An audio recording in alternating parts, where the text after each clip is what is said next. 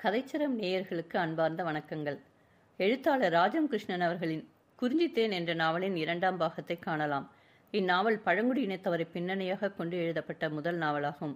இந்நாவலில் நம் மனதை நெகிழ வைக்கும் பல சம்பவங்களும் எதிர்பாராத பல திருப்பங்களையும் கொண்டதாகவும் அமைந்துள்ளது. அதிகாரம் 3. சிட்டுக்குருவிகள். பொல பொலவென்ற மண்ணை கிளறி பயிரின் வேர்களுக்கு உயிரூட்டமில்லாமல் உறிஞ்சும் கலைகளை அப்பால் எறிந்து கொண்டிருந்தான் ஜோகி. கோயிலின் பின்னே ஒரு சிறிய சதுரம் அவனுடைய கைராசியை எடுத்து காட்டியது. சாதாரணமாக அதுவரையில் கோயில் காத்த பையன்கள் எவரும் பயிர் செய்வதில் முனைந்ததில்லை. எவரேனும் வந்தால் இழுத்து வைத்து ஊர்க்கதைகளை பேசுவதுமாக பொழுதை ஓட்டுவார்கள். பொழுது விடிகையிலேயே ஜோகி நீராடி பாலை கறந்து காலை வேலைகளை முடிப்பான். தனக்கென்று ஒரு பிடிசோறு பொங்கிவிட்டு அணையா நெருப்புக்கு வேண்டி இறை சேகரிக்கப் போவான்.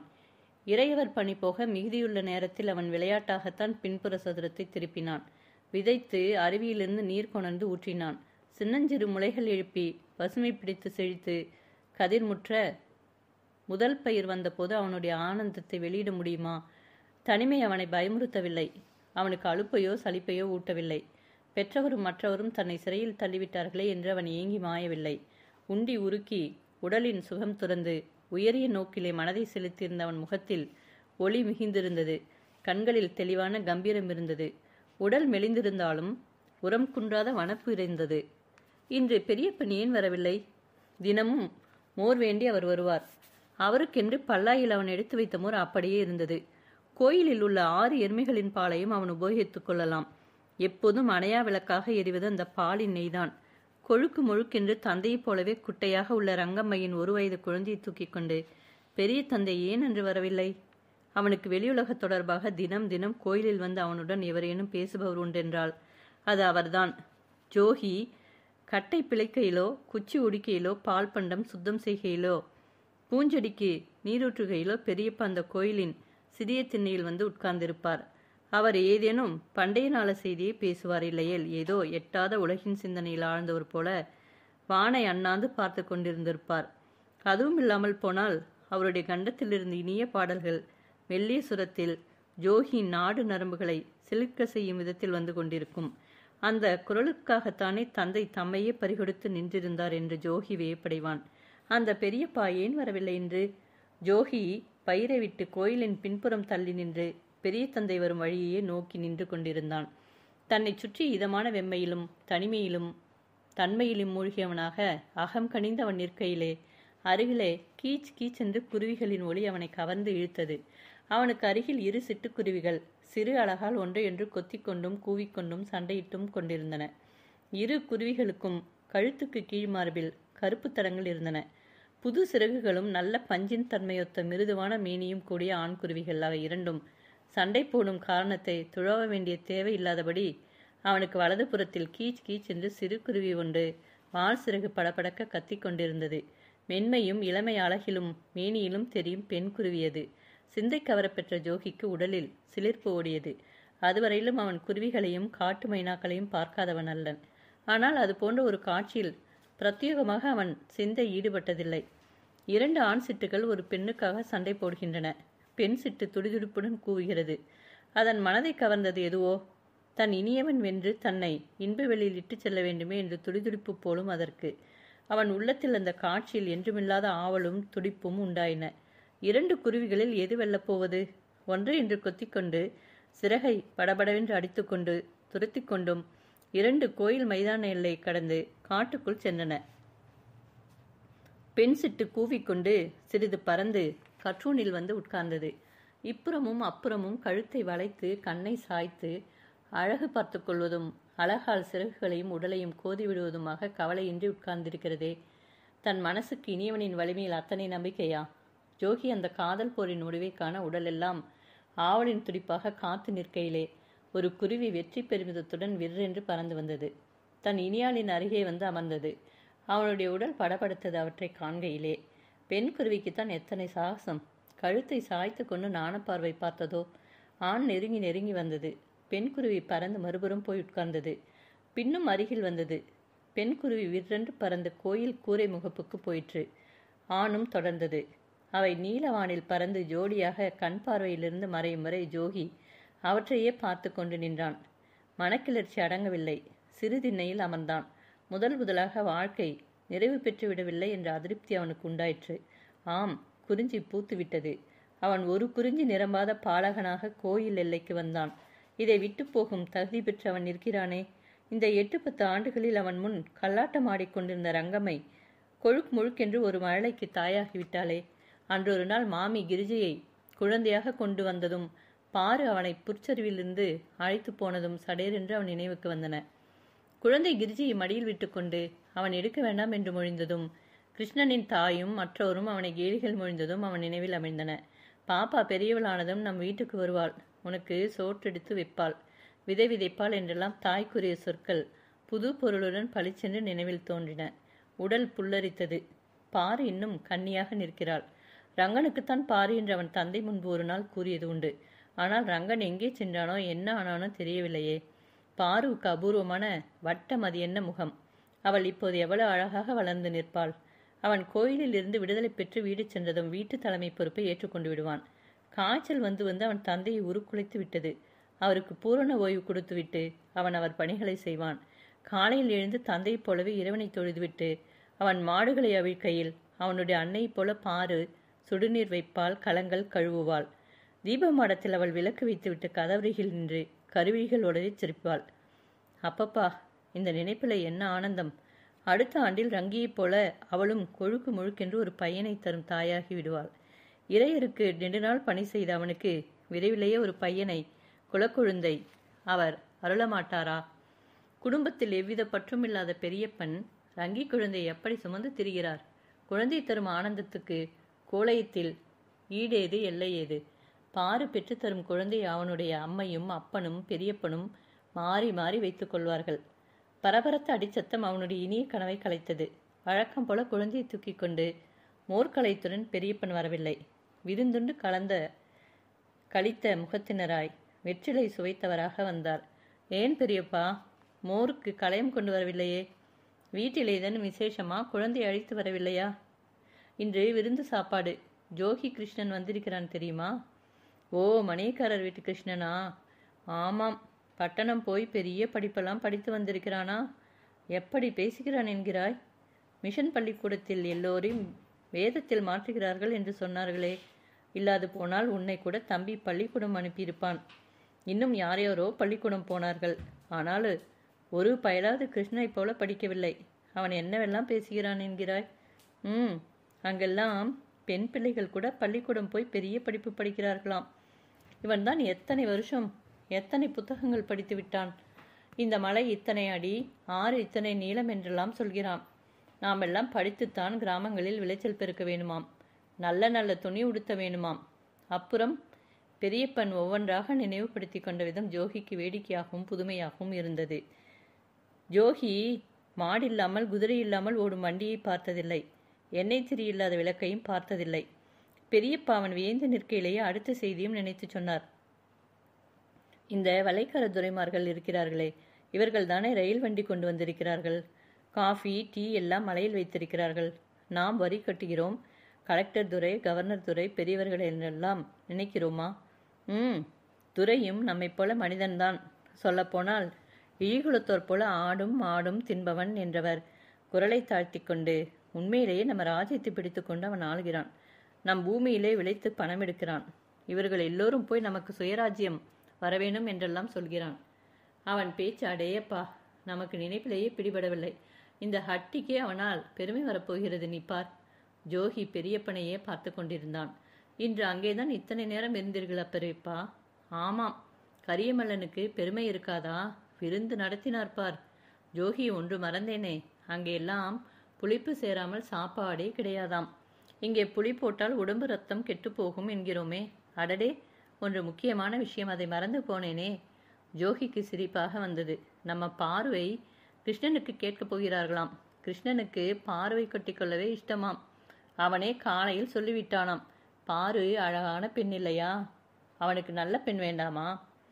ஜோகியின் கண்டத்தில் அடி நெஞ்சிலிருந்து ஏதோ ஒரு கவாடம் பறந்து வந்து உட்கார்ந்தார் போல இருந்தது.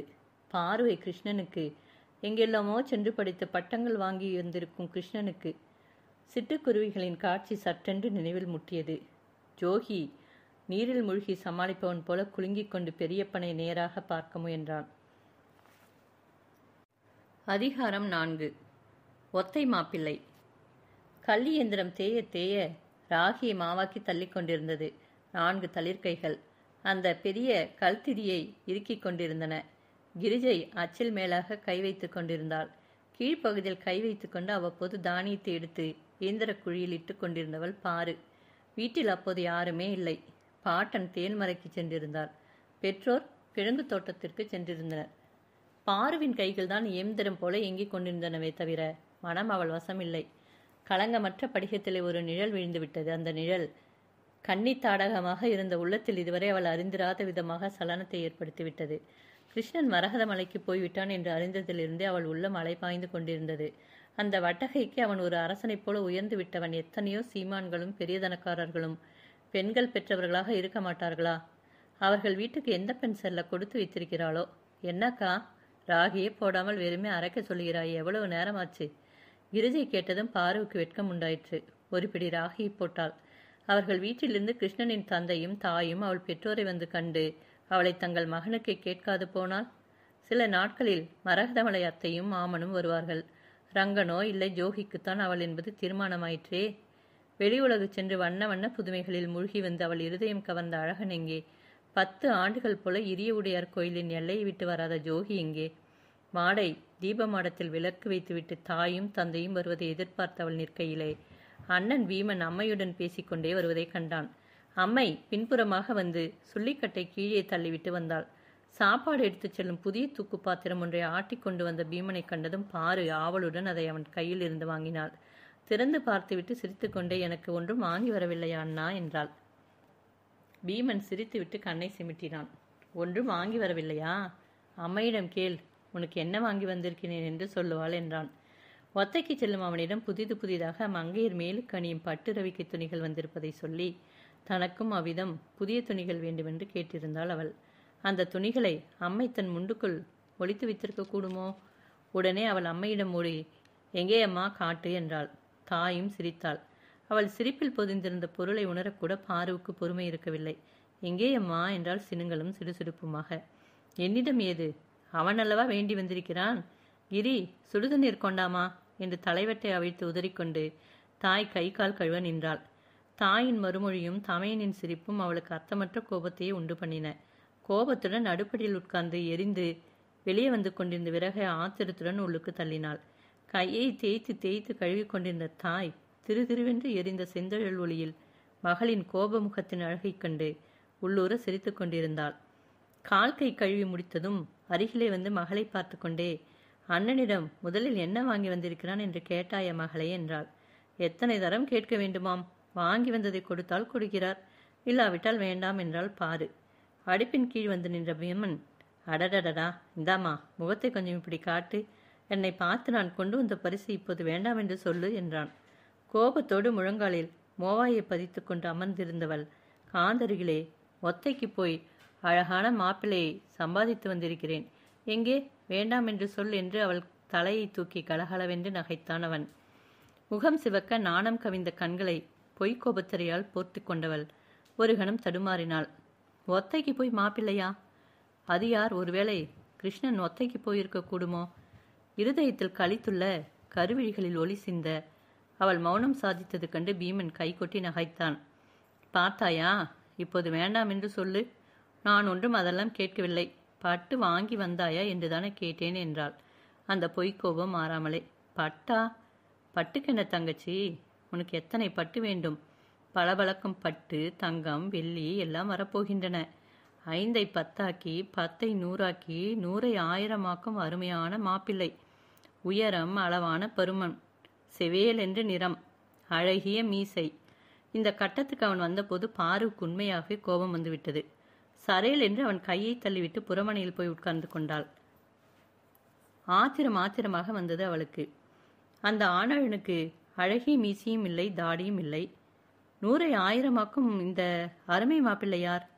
வெகு நேரம் கழித்து இருட்டில் அம்மை வந்து அன்பாக அவளை நெருங்கி உட்கார்ந்து, என்ன பாரு, இதென்ன அசட்டு கோபம் என்றாள். எனக்கு ஒன்றும் கோபம் இல்லை என்றாள். அவள் எங்கோ பார்த்து கொண்டு. அப்ப ரங்கன் மீது உனக்கு இஷ்டமில்லையா? பாருக்கு திக்கென்றது. ரங்கனா? யார்? பெரிய மாமன் மகனா? ஆமாம். பீமன் அவனைத்தான் ஒத்தையிலே பார்த்தானாம். துரைமார்களை அண்டி வெள்ளியாக சம்பாதித்து வைத்திருக்கிறானாம். விருந்து வைத்தானாம். ஆடு இருக்கிறதாம். கோட்டும் தொப்பியுமாக கனசொகுசாக நடக்கிறானாம். இத்தனை வருஷங்களாக அத்தான் ஒத்தையிலா இருந்தார்? ஆமாம். உனக்கு இஷ்டமாமா என்று ஏக்கம் நிறைந்த விழிகளுடன் தாயை பார்த்தாள் மகள். அந்த விழிகளில் உணர்த்திய உண்மையை தாய் அறிவாள். அருவி சுழலில் சிக்கியவளை ஆபத்திலிருந்து ஒருவன் மீட்டதையும் சில நிமிஷங்களில் அங்கு நிகழ்ந்ததோர் காதல் நாடகத்தையும் எதிர்வீட்டு தோழி அவள் காதில் போட்டுத்தான் இருந்தாள் என்றாலும் நமூட்டு சிரிப்புடன் நிறைய வெள்ளிப்பணம் கொண்டு வந்து வைத்து மாமன் காலில் விழுந்து பெண்ணை தாருங்கள் என்று முறைப்பையன் கேட்கையிலே மறுக்கலாமா என்றாள். பாரு மெல்லிய இதழ்களை குவித்தாள். வேண்டாம் அம்மா, நான் என்று முயற்சிபடியே தாயின் மேல் கவிழ்ந்து சாய்த்தாள். தாய் வாய்விட்டு மறுபடியும் சிரித்தாள். கிருஷ்ணன் 200 தருவானா? தங்கமணி சரமும் கடகமும் வளையலும் போடுவானா? கேட்டாயா? எனக்கு அதெல்லாம் அவரே கட்டாயமாக போடுவாரம்மா. அசட்டு பெண்ணே, கரியமல்ல மாமன் வந்து கேட்கட்டும். நாமே வெளியே செல்வது முறையல்ல என்றாள் தாய். இதற்கு பிறகு வாயிலில் அடிசத்தம் கேட்கும் போதெல்லாம், நிழல் தட்டும் போதெல்லாம் கரிய மல்லர் தம் பூன் போட்ட தடியுடன் வருகிறாரோ என்று பாரு கதவருகில் நின்று நெஞ்சி துடிப்புடன் நோக்கலானாள். அதிகாரம் 5. வரவேற்பு. பீமனிடம் கூறியபடி ரங்கனால் உடனே கிளம்பிவிட இயலவில்லை. கொஞ்சமாக தோதவர் மந்துக்கருகில் பூமி குத்தகை எடுத்து உருளைக்கிழங்கு போட பூமியை திருப்பி ஏற்பாடுகள் செய்தான். கிழங்கு விதைத்து 15 நாட்களுக்குள் ஒரு மழையும் பெய்துவிட்டது. அடுத்து கவர்னர் குதிரை பந்தயத்துக்காக தங்கினான். பிறகு வண்ணப்பட்டியின் துண்டுகளும் இனிய மிட்டாய் ரொட்டியும் பரிசுகளாக வாங்கி கொண்டான். காலை வேலையை முடித்துக்கொண்டு துரையிடம் 2 நாட்கள் லீவு கேட்டுக்கொண்டு கிழங்கு விதைத்த பூமியை போய் பார்த்துவிட்டு வீட்டுக்கு அவன் திரும்பிய போது துரையின் பட்லர் சாமுவேல் நின்றிருந்தான். துணிமடிப்பில் இடுக்கிக் கொண்டிருந்த உயர்ந்த ரக மது குப்பிகளை அவன் கீழே வைத்தான். ரங்கன் அவற்றை கவனமாக தன் சாமான்களுடன் எடுத்து வைத்து கொண்டான். பட்டுப்பையை திறந்து 2.25 ரூபாய் நாணயங்களை எடுத்து அவன் கையில் வைத்தான். என்னங்க மேஸ்திரி, இது நல்ல சரக்கு. புட்டி 8-10 ரூபாயாகும். கூடவே ஒரு வெள்ளி தரக்கூடாதா என்று குழைந்தான் சாமுவேல். அட சரிதான்ப்பா, 8 ரூபாய் நீயா போட்டு வாங்கினாய் என்றான் ரங்கன். இருந்தாலும் துரை கொண்டு கொள்ளக்கூடாது பாருங்கள், எடுப்பதில் கஷ்டம் உண்டு. அட, எனக்கு தெரியாதை நீ சொல்ல வந்து விட்டாயாக்கும். துரை சுய நினைவு தாண்டிவிட்டால் புதுபுட்டியா உடைத்து விடுவீர்கள். மேசை கழுவின தண்ணீரை கூட ஊத்த மாட்டீர்களா? கொடுத்தது லாபம் போ. சாமுவேலுக்கு இந்த மேஸ்திரியிடம் ஒன்றும் சாயாது என்பது தெரியாதா?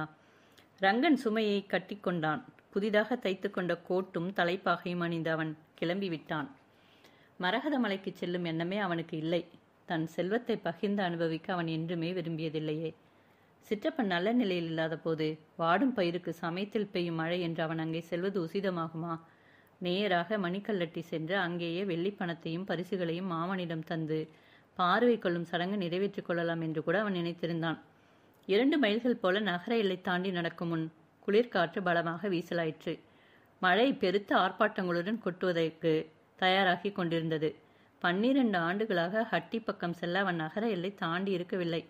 12 ஆண்டுகளுக்கு முன் எந்த பகுதியில் எந்தெந்த மலைகளையும் காடுகளையும் கடந்து வந்தோம் என்ற அடையாளம் கூட அவனுக்கு நினைவில்லை. அப்பப்பா, இவ்வளவு நல்ல நிலைமைக்கு வரக்கூடும் என்ற நம்பிக்கையில்தான் அவன் ஓடி வந்தான் என்றாலும் அந்த பிரயாணத்தில் எத்தனை தாபம், கஷ்டம், அச்சம்! விறுவிறுவென்று தூரத்தை விழுங்கியவனாக அவன் நடக்கையில் படபடவென்று மழை பிடித்து கொண்டது. சுழற்சி அடித்த காற்றில் அவனுடைய வேட்டி பறந்தது. மூட்டை நனைந்து விடும் என்று அஞ்சி ஒரு மரத்தடியில் ஒதுங்கினான். பளீர் என்று மின்னல் வெட்டி பிளக்க இடி முழங்கியது. அவன் கண்முன் தூரத்தில் ஒரு கோபுர விருட்சம் சரிந்தது மளமளவென்று. அஞ்சி நடுநடுங்கி கிளம்பிய நேரம் சரியில்லையோ என்று அலைப்பாய்ந்த மனத்துடன் அவன் அந்த மரத்திற்கடியிலேயே காத்து நின்றான். மழை காரணமாகத்தான் போலும் எவரும் பாதையில் இல்லை. மட்ட குதிரைகளில் ஏறிக்கொண்டு செல்லும் செல்வந்தர்கள் கூட அவன் புறப்பட்டு வந்ததிலிருந்து அவன் கண்களில் படவில்லை.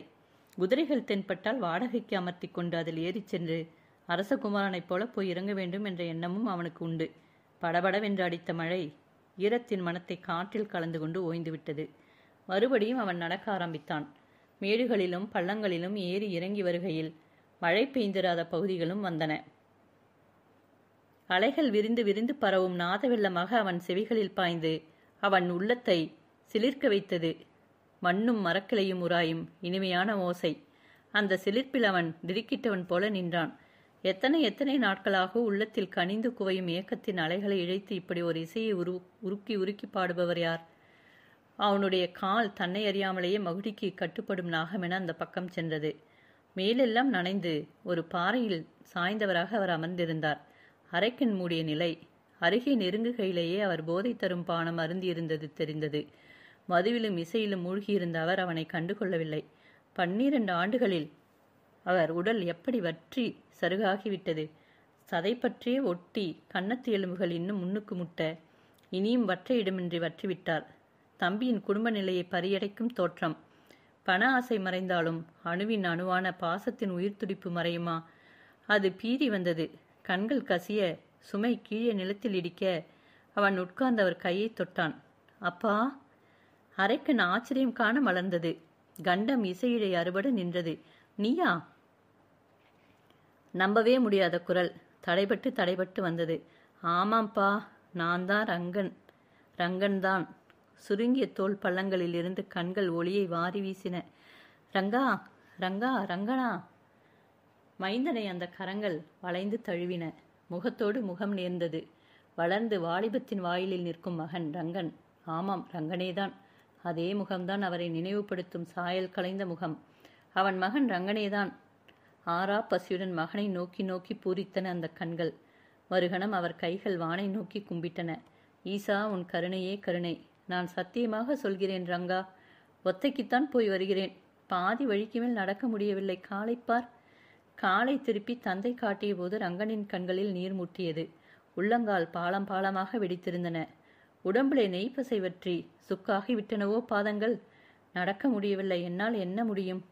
இங்கேயே உட்கார்ந்து என்னால் முடிந்தவரை ஈசனை கூவி அழைத்து கொண்டிருந்தேன். என் குரல் அந்த தேவரின் காதில் பட்டுவிட்டது. உன்னையே கொண்டு வந்து விட்டார், உன்னையே கொண்டு வந்து விட்டார். ஆனந்தத்தில் அவர் தம் கால் வேதனையை மறந்து எழுந்து நின்று நர்த்தனம் புரிந்தார். கண்கள் மாறி பொழிய மைந்தனை அணைத்து அணைத்து இன்புற்றார். இத்தனை நாளாக எங்கே போயிருந்தாய் ரங்கா? ரங்கன் இருக்கிறான் இருக்கிறான் என்று உன் சிற்றப்பன் சொன்னான். நான் நம்பவில்லை. மறுபடியும் வானை நோக்கி அவர் கும்பிட்டார். இந்த செருப்பை போட்டுக்கொண்டு வருகிறீர்களா? வீட்டுக்கு போவோம். வேண்டாம் தம்பி, நீ போட்டுக்கோ. தேவர் என் கூப்பாட்டை கேட்டு கருணை காட்டினார், அதுவே போதும். இனி நான் 60 காதமானாலும் நடப்பேண்டா. இந்த சந்திப்பு அவன் எண்ணாததாக வேண்டாததாக ஒரு புறம் தோன்றிக் கொண்டிருந்தாலும் ரங்கனுக்கு தன்னை மீறிய கண்ணுக்கு புலப்படாத ஒரு சக்தி நாணையாக அந்த சந்திப்பு நிகழ்ந்ததால் ஒரு அச்சம் படர்ந்தது. ஒருவரும் வராத பாதையில் சொல்லி வைத்தார் போல எங்கே செல்லக்கூடாது, யாரை சந்திக்க வேண்டாம் என்றெல்லாம் நினைத்தானோ அவரையே சந்திக்க நேர்ந்துவிட்டது. கன நேரத்தில் ரங்கன் தீர்மானங்களை மாற்றிக்கொண்டு விட்டான். தந்தை வீட்டு செய்திகள், ஊர் செய்திகள் எல்லாவற்றையும் அவனுக்கு கூறிக்கொண்டே உடன் வர ரங்கனும் தன் பால் பண்ணை மேஸ்திரி பதவியை பற்றி தந்தைக்கு அறிவிக்க இருவரும் ஹட்டியை சமீபத்தி விட்டனர். மாலை கதிரவன் விடை பெற்றது கண்டு மலையெண்ணெய் இருள் போர்வை விரித்து கொண்டிருந்தாள். ஒரு மழையடித்து பூமி குளிர்ந்தது கொண்டு இன்புற்றவராக ஜோகின் தந்தை போர்த்து கொண்ட போர்வையுடன் வாயிற்புறம் உட்கார்ந்திருந்தார். லப்பையிடம் கொஞ்சம் கடன் வாங்கியவர் அவ்வாண்டில் கிழங்கு விதைத்திருந்தார். ஏற்கனவே தாயின் சாவு வைபவத்துக்காக வாங்கியிருந்த கடன் வேறு வட்டியும் முதலுமாக இருந்தது. சான் ஏறினால் முழம் சறுக்கும் நிலையில் போராட்டம். தீப மாடத்தில் அகல் வைத்துவிட்டு மாதி அருகில் வந்து நின்றாள். இந்த வருஷம் ஹெப்பா பண்டிகை மாச கடைசி என்று தீர்மானிப்பிருக்காளா என்றாள். ஏன், அது வரையில் வீட்டில் தானியம் இருக்காதே. பண்டிகைக்கு முன் நாம் புதுக்கதிர் அறுத்து கொண்டு வரலாமா? குறும்பன் வந்தான் என்று பணம் கேட்டார்கள். அதற்கு கூட குரலிதானே கொடுத்தோம். லிங்கையாவுக்கு பேச்செழவில்லை. இப்படி அவன் உடல் நலிவில் குன்றி வரும் காலத்தில் தானியத்தட்டும் சோதனை காலமும் புதியன அல்லவே. என்றாலும் தேவரின் சோதனைக்கு முடிவே இல்லையா? மனதில் நிமிர்ந்து நிற்கும் மனிதன் கையேந்தியா உண்பது? இருள் நன்றாக பரவி வந்துவிட்டது. வாசலில் செல்பவர்களின் உருவம் மட்டுமே தெரிந்தது. குளிரில் ஏன் உட்கார்ந்திருக்கிறீர்கள்? எருமை கறக்க வேண்டாமா என்றால் மெல்ல அருகில் வந்த மனைவி. தம்பி எழுந்திருக்கும் முன் அண்ணன் அம்பென பாய்ந்து வந்தார். தம்பியை கட்டிக்கொண்டார். தேவர் கருணை. ரங்கன் வந்து விட்டான். இதோ பார் தம்பி, ரங்கன். பொய்யில்லை. உருவம் புரியாத அந்த இருட்டில் ரங்கன் உயரமாக கோட்டும் தலைப்பாகையுமாக இடுங்கிய சுமையுடன் நின்றான். லிங்கையா நிமிர்ந்து பார்த்தார். சீறி புரண்டு வந்த உணர்ச்சிகளை, உதடுகளை துடிதுடிக்க தொண்டைக்குழியில் அமுக்கிக் கொண்டு பார்த்தார். தீபம் கொண்டு வாமே, தீபம் தீபம் என்று ஆராவரித்தார் தமையனார். ஜோகியின் தந்தை அசையவில்லை. 12 ஆண்டுகளுக்கு பின் தம் தோளிலும் மார்பிலும் போட்டுக்கொண்டு நீரூற்றி பால் ஊற்றி சீராட்டிய மகன் மலையாக வளர்ந்து வந்து நிற்பதை பார்த்தார். தந்தையை அண்டுகையில் ரங்கனுக்கு இருந்த தெம்பு இப்போது அவர் தம்பியை அண்டுகையில் இல்லை. மாதி ஏந்தி நின்ற தீப ஒளியில் அவன் கண்ட அந்த உருவத்தின் முன் அவன் நெஞ்சின் போலியான பொய்த்திரை உறுதியின்றி படபடத்தது. சுயநலமும் கபடமும் நிறைந்த அந்த நெஞ்சை சிற்றப்பனின் கண்கள் துளைத்து வேதனையில் வாட்டின. அணைக்க வேண்டிய கைகள் அவன் கன்னங்களில் பாய்ந்து அரைந்தன. ஐயோ என்று மாதியும் அண்ணாவும் அலறுகையிலே பழங்களென சிவந்த கண்களுடன் வெறிக்குரலில் லிங்கையா கத்தினார். எங்கடா வந்தாய் திருட்டு பயலே? போடா, போய்விடு. என் கண்முன் நிற்காதே. நீ இந்த வீட்டு பையன் அல்ல. போய்விடு. தம்பி மனமதிர்ந்து மூளை குழும்பி விட்டானோ என்று தோன்றிய எண்ணத்துடன், அண்ணா என்ன தம்பி என்றார். நீ விடு. டேய், நீ என்ன நினைத்தாய் திருட்டு பயலே? உன்னை இந்த கையால் பால் ஊற்றி வளர்த்தேன். என்னை எப்படிடா மோசம் செய்தாய்? துரைமாரின் மேசையை துடைக்கிறாய். ஆடு மாடு தின்னும் சண்டாளா? போடா போ. அழுகையும் ஆவேச வெறியும் மாறி மாறி வர அவர் எழும்பி ரங்கன் முன் பாய்ந்த போது மாதி கஷ்டப்பட்டு அவரை உள்ளே அழைத்துச் சென்றாள். அந்த வாயிலில் கூடிய ஊர்க்கூட்டம் மலைத்து நின்றது.